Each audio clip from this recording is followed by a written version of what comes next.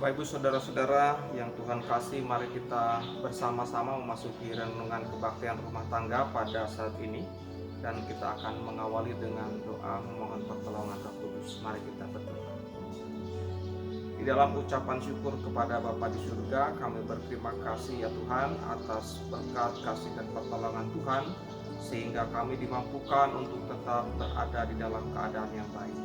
Pada saat ini kami bersatu hati di dalam rumah tangga masing-masing, berdoa memohon supaya Engkau menyertai kami dalam perenungan kebaktian rumah tangga. Berkatilah ya Tuhan dengan Roh Kudus-Mu agar kami dimampukan untuk memahami firman Tuhan dan melakukannya dengan baik. Dalam nama Tuhan Yesus Kristus kami berdoa. Amin. Bapak Ibu Saudara-saudara yang Tuhan kasihi, kita akan merenungkan firman Tuhan dengan mengambil nas Alkitab dari Efesus pasal 2 ayat 1-10. Demikian firman Tuhan. Kamu dahulu sudah mati karena pelanggaran-pelanggaran dan dosa-dosamu. Kamu hidup di dalamnya karena kamu mengikuti jalan dunia ini. Karena kamu menaati penguasa kerajaan angkasa, yaitu roh yang seakan sedang bekerja di antara orang-orang durhaka. Sebenarnya dahulu kami semua juga terhitung di antara mereka, ketika kami hidup di dalam hawa nafsu daging dan menuruti kehendak daging dan pikiran kami yang jahat. Pada dasarnya kami adalah orang-orang yang harus dimurkai, sama seperti mereka yang lain. Tetapi Allah yang kaya dengan rahmat, oleh karena kasih-Nya yang besar yang dilimpahkannya kepada kita, telah menghidupkan kita bersama-sama dengan Kristus. Sekalipun kita telah mati oleh kesalahan-kesalahan kita, oleh kasih karunia kamu diselamatkan.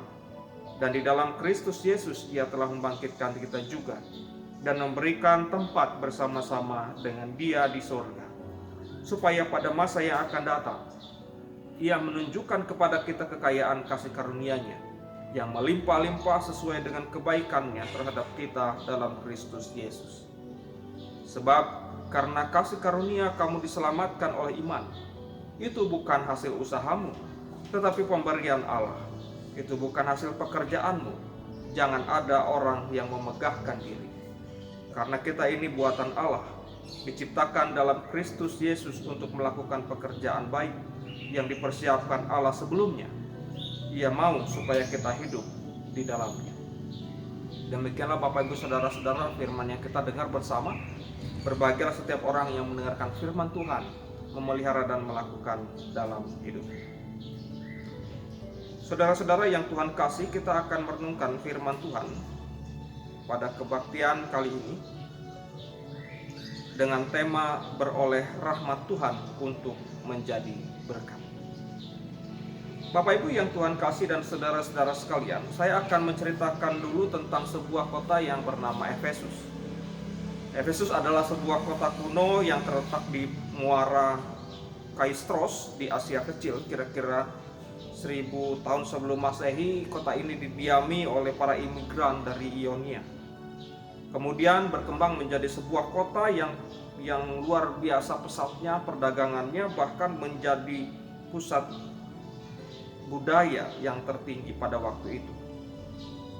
Dan sejak tahun 133 sebelum Masehi, kota ini dijadikan sebagai provinsi atau pusat provinsi Romawi di Asia.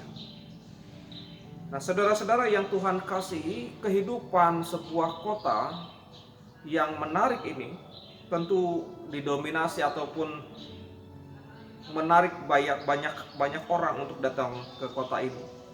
Termasuk saudara-saudara, di sana ada koloni Yahudi. Nah, pewartaan Injil Kristus di antara koloni Yahudi mendapatkan tangkapan yang luar biasa, kuat sekali. Dalam Kisah Rasul 18 ayat 24. Sedangkan saudara-saudara, di tengah persebaran agama-agama ada juga rupanya berkembang kekuatan sihir atau kekuatan magic yang pada waktu itu juga luar biasa responnya. Dalam Kisah Rasul 19 ayat 19. Nah, saudara-saudara yang Tuhan kasih, Paulus bekerja di Efesus. Ini melayani jemaat Efesus dalam perjalanan misionaris yang pertama dan kedua. Sampai kemudian ia diusir karena huru-hara tukang perak dalam Kisah Rasul 18 ayat 19-21. Di kota Efesus ini ada sebuah tempat yang terkenal, yaitu kuil Dewi Artemis. Kuil Dewi Artemis ini adalah kuil yang kemudian disamakan dengan Dewi Artemis orang Yahudi atau orang-orang Yunani dan juga Diana dari Romawi. Nah, saudara-saudara, kenisah Dewi Artemis atau kuil Dewi Artemis ini rupa-rupanya menjadi pusat perhatian banyak orang untuk menyembahnya. Dan karena disitulah kemudian kehidupan mereka semakin hari semakin dipandang jauh dari Tuhan oleh Paulus. Nah, saudara-saudara yang Tuhan kasih, kita berbicara sekarang tentang rahmat. Kenapa rahmat, saudara-saudara? Karena inilah yang diajarkan oleh Paulus kepada orang-orang di Efesus. Rahmat adalah anugerah atau berkat yang diberikan oleh Tuhan, yang dicari oleh semua manusia. Pemahaman ini tertuang dalam surat Efesus yang kemudian ia tuliskan ketika Paulus berada dalam penjara di Roma. Saat itu di Efesus ada beberapa kendala. Yang pertama, saudara-saudara, adalah pertanyaan mengenai kelangsungan ajaran Yohanes Pembaptis, yang murid-muridnya juga masih aktif pada waktu itu setelah Yohanes wafat. Yang kedua, ajaran tentang Apolos, yaitu seorang cendekiawan Yahudi dari Alexandria yang juga mengajarkan tentang Yesus, dan ajaran-ajaran yang lainnya. Yang kedua, saudara-saudara, Paulus juga menghadapi persoalan tentang kehidupan atau tentang anugerah tadi, tentang rahmat tadi. Ia mengatakan kepada jemaat di Efesus bahwa kehidupan manusia di dalam dunia ini adalah sebuah kasih karunia dari Allah. Jelas, saudara-saudara yang Tuhan kasih, kalau memang karunia dari Allah, artinya Allah memberikan sesuatu kepada manusia secara cuma-cuma. Apa yang Allah berikan? Yang Allah berikan kepada semua manusia adalah keselamatan. Dan keselamatan itulah yang kemudian digaungkan oleh Rasul Paulus dalam surat Efesus ini. Hanya ada di dalam Kristus. Mengapa di dalam Kristus? Karena saudara-saudara yang Tuhan kasih, apapun upaya manusia untuk memperoleh keselamatan, misalnya melakukan ritual, melakukan kegiatan-kegiatan yang baik sekalipun, saudara-saudara yang Tuhan kasih itu tidak akan menghapuskan dosa manusia. Dosa manusia itu hanya bisa dihapuskan oleh satu kekuatan yang luar biasa, kekuatan dari Tuhan. Dan dosa manusia inilah yang kemudian dihapuskan oleh Kristus dalam kematian di kayu salib. Dan Rasul Paulus katakan ini adalah anugerah. Sebab manusia tidak meminta, tetapi Allah yang memberikan secara cuma-cuma. Nah, Bapak Ibu saudara-saudara yang Tuhan kasih, kehidupan manusia dalam dosa ini banyak wujudnya. Misalnya saudara-saudara, seperti yang dilakukan dalam kehidupan jemaat atau di kehidupan masyarakat di Efesus, itu penyembahan berhala, penyembahan Dewi Artemis. Nah, saudara-saudara, di zaman sekarang yang namanya penyembahan terhadap berhala ataupun yang kita kenal lainnya, yang jelas bahwa kegiatan-kegiatan menyimpang dari pengajaran Kristus itu akan masuk dalam kategori dosa. Karena itulah kemudian kita diingatkan bahwa dengan kita berdosa, maka kita membutuhkan keselamatan. Dan keselamatan sejati hanya bisa diperoleh dalam Kristus. Lalu apa yang harus kita lakukan sekarang di Minggu Prapaskah ini? Saudara-saudara yang Tuhan kasih, kita harus terus berada dekat dengan Kristus. membangun relasi yang baik dengan Kristus. Dengan demikian saudara-saudara akan memperoleh kasih dan rahmat Tuhan yang luar biasa tersebut. Lalu apa yang harus kita lakukan kembali? Maka setelah saudara diselamatkan oleh Kristus karena anugerahnya, saudara pun harus menjadi berkat bagi orang lain. Bahwa keselamatan yang kita miliki harus juga dirasakan atau dimiliki oleh banyak orang. Bagaimana cara kita menjadi berkat? Jadilah orang yang bijaksana, orang yang baik, orang yang berpengertian, orang yang toleran, orang yang hidup jujur, orang yang kemudian juga menyintai sesamanya, menghormati, menghargai orang lain. Dengan demikian saudara-saudara yang Tuhan kasihi, sifat-sifat inilah yang bisa menjadi berkat buat orang lain. Orang lain akan menilai kita sebagai murid Kristus. Seperti yang dikatakan tadi, bahwa sesungguhnya Kristus telah menyediakan sebuah pekerjaan yang besar untuk kita, yaitu menyampaikan kabar keselamatan kepada orang lain. Tuhan memberkati kita semua. Amin.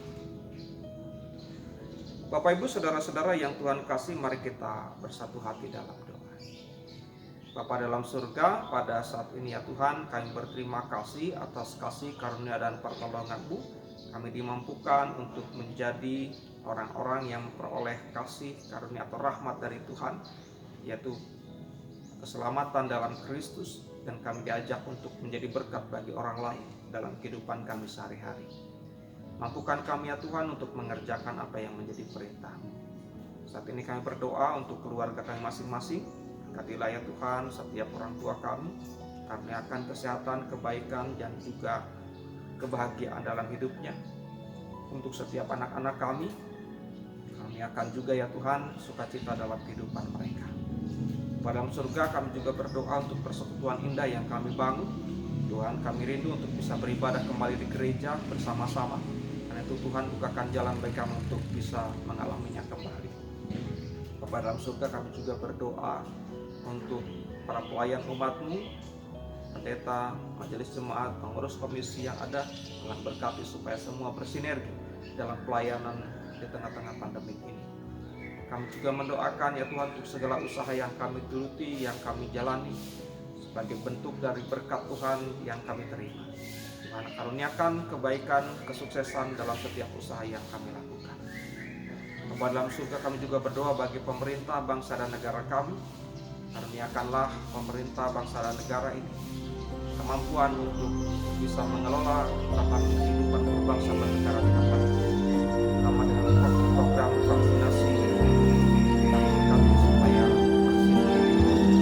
rakyat diterima semua rakyat Indonesia dengan sukacita, sehingga kami dimampukan untuk melewati masa sulit dalam masa pandemi ini. Bapa dalam surga, kami juga berdoa untuk kehidupan kami selanjutnya, kiranya Tuhan menolong kami. Dalam nama Yesus Kristus, doa yang kami sampaikan. Dalam Kristus pula kami hendak bersama-sama menaikkan doa Bapa kami seperti demikian. Bapa kami yang di surga, dikuduskan nama-Mu. Datanglah kerajaan-Mu, jadilah kehendak-Mu di bumi seperti di surga. Berikanlah kami pada hari ini makan kami yang secukupnya, dan ampunilah kami akan segala kesalahan kami, seperti kami juga telah mengampuni orang yang bersalah kepada kami. Dan janganlah membawa kami ke dalam pencobaan, tetapi lepaskanlah kami dari yang jahat. Karena Kau yang punya kerajaan dan kuasa dan kemuliaan sampai selama-lamanya. Amin. Bapak Ibu saudara-saudara yang Tuhan kasih, mari kita terima berkat Tuhan. Kasih karunia dan damai sejahtera dari Allah Bapa, Tuhan kita Yesus Kristus dalam persekutuan Roh Kudus, menyertai memberkati saudara sekalian, sekarang sampai selama-lamanya. Amin.